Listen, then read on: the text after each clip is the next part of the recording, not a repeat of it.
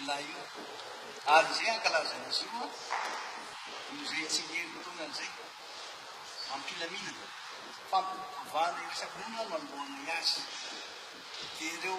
artiste na olona mana-talenta zay tarihany mpihira izay olony hira miaraka tamiko tena faty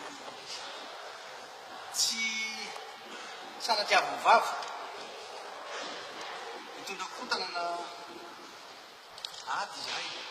fa hitondra fantopahalemana ary ankalaza ankalalahana sy afanajana ary indrindra ankalaza isorana n'andriamanitra ka tsika dia lalàna amizy sady efa nahazo an'ilay fanomezan-dalana izy zay fa nieritreritra tandro reo na voakeritery tandro reo dia niva tsy fanao zany ary tsy mety zany amisy satria efa tena lasa lavitra be efa tamin'ny fatelopolo volana jiona no nahazo le alalana efa lasa lavitra rety amin'ny faefatra volana jolay ka dia roso tena iroso efa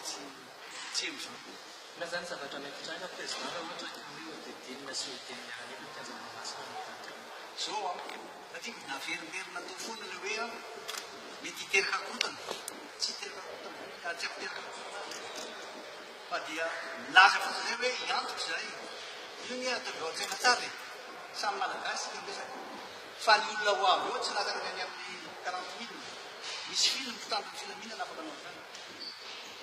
hafa ny tanora hoe hiditra zany fifandona zany reo olona fa tena olona sy anatanteraka le fankarazana izy ka mba tsy isy zay fanontaniana ivery zay ilaza hoe tena anao an'izy zay tsy emotra an'izy zay fa milaza koa zay afaka miaraka samyre mpitandro filaminana tady amiditana de mahina moa nareo lalainay ohatra nataony aona nandeha tamin'ny 26 mai vity andao alaitsika hoe amin'ny